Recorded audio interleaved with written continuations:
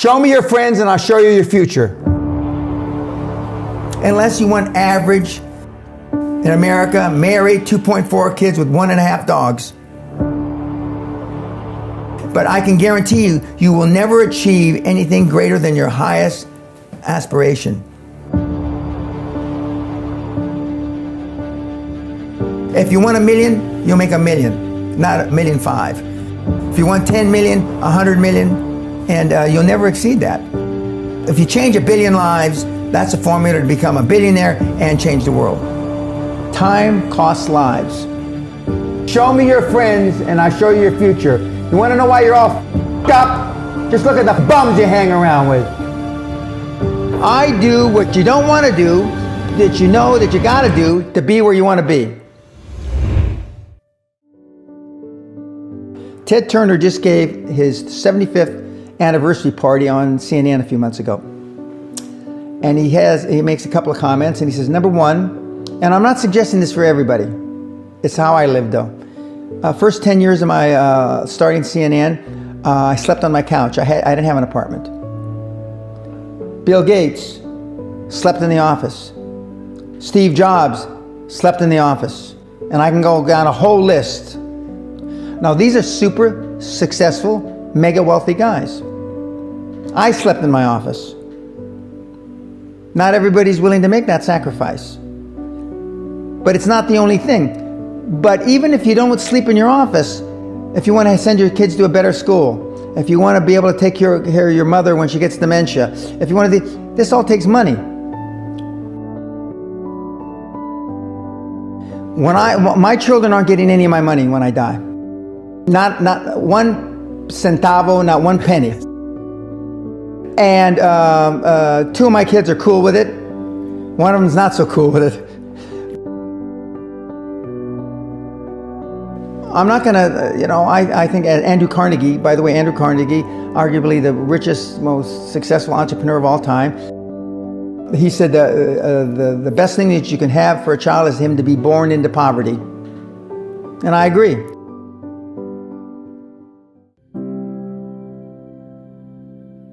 Lack of self-esteem, lack of self-worth. Now they think they have self-worth. They think because they've made a few bucks. But in actuality, and when they measure it against the other 8, 10, 12 people sitting around the table, they realize, or they start to question, hell, maybe I was just lucky. Now, all of us, when you're only a one-trick guy or gal, think, was I lucky? Now, I've done it so many times, I know I wasn't lucky. I might have been lucky the first time, but I haven't been lucky the 15, 20, 40, 50, I know that. Okay. But maybe I was lucky the first time. But my life changed when I was pretty much a haphazard kid, got in a lot of trouble, got arrested 4 or 5 times, thrown in jail, and this was with my dad, it's a cop. But then I volunteered for the draft in 1966 at the height of the Vietnam War, and I went to OCS, and that changed my life because it was the really first real high performance thing that I could measure myself against with other people. 2/3 of all Fortune 500 CEOs have one thing in common: military background. Really? 2/3 of those 2/3 have something else: martial arts. What do you learn in martial arts, Brian? Discipline, focus. A lot of people don't believe they deserve to be there. I convince them, and we have these drills, why you belong there. A lot of people that come there, with money, that have made money, think they made it by accident. Right. I just had one of my superstars who's made $100 million tell me in the last week, I'm not sure I'm going to have another lucky accident. And I said, you did it. I mean, you tried a lot of things. I believe Thomas Edison, I wouldn't have done it 10,000 times. Okay. I would have hired an engineer from MIT to do it. But I mean, I've tried a lot of things. Nobody's failed at more things than I have. And the first 100 million are successes, but I could write a book about failures that it'd be, because I've tried a lot of different things. Because failure is just testing. And one of the reasons I've been so successful in generating this equity and value in my kids, and I call you all kids, is because I convince them that making a mistake is okay. Your parents probably told you, you can be anything you want. But you can't. That's horse. You can't. If it's all juxtaposed. So, but what you tell them is that you can do anything you want that you have passion for, because that eliminates most of the crap. Because most people don't follow their dream. You know, like they say in The Sound of Music, you can't have a dream come true unless you have a dream. Now, I still dream. I dream in Technicolor. I say my affirmations and goals every single night. It's bloody hard to be a high-performance person. Perfection equals paralysis. If you left it to engineers, no car would ever come off the assembly line. No car would ever come off the assembly line, and I've been in business with enough engineers, I can attest to that with my hand on my heart. They'd still be trying to make it better. And the internet business is very much the same. The internet kids want to test and test and test, and they want the landing page to be this. Roll it out. The great thing about the internet is your results are instantaneous. If something that I'm overseeing at Concord level, 60,000 feet, doesn't work in 2 days, forget about it, move on.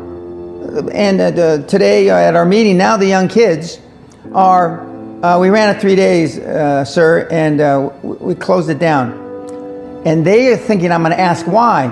I said, no, that's fine, next. Because without them making mistakes and without them being allowed to make the decision, they never get any better. And in 95% of the time, I know probably better than they do. We're never going to be able to know everything or have them know everything unless they make some mistakes and get comfortable with making mistakes. What gets measured gets accomplished. Without measurement, you're just fooling yourself. Before I had any money, I used to go to the Rolls-Royce dealers and sit in the cars and smell the leather, touch the leather, okay? I went to $1 million houses, and my wife and I would walk through the house, and they'd say, when are your parents getting here, kids? No, we are the buyers. Practice within when you're without. Practice being successful. How many people listening to this today practice being successful today? Through affirmations, through going to the Rolls-Royce dealer, maybe Lamborghini, maybe something else. Right. In my particular case, it was Rolls-Royce. And within a year of me going to the Rolls-Royce dealer, I had a Rolls, okay? Within 19 months of me dreaming and adding it to my goals, a castle on an island, I own Guthrie Castle. 19 months. Okay. Go to stores you can't afford. Go hire lawyers you can't afford. Lawyers will meet with anybody. Accountants will meet with anybody. Go to the big four accountants with a business idea. The first couple meetings are for free. Jettison probably a lot of the people you'll hang around with. If you have poor public speaking skills, join Toastmasters. Do these.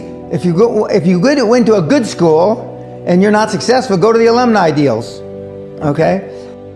I didn't go to a good school. I'm a perfect living example that a lot of trouble as a kid, working class background, my parents, went to just a mediocre university that I flunked out of 3 times before I finally graduated with honors, but and had no money to begin with, $820.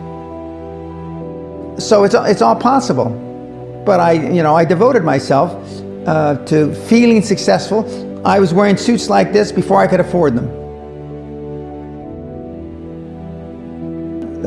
Most people procrastinate because they're unsure, so just do it. And but I've never had a problem just doing it, because one of the things is you learn as a young combat infantry officer is time costs lives. We overanalyze because we're unsure. We don't overanalyze because we are not sure if it'll work or not. We're more worried about, on the emotional side, it embarrassing us.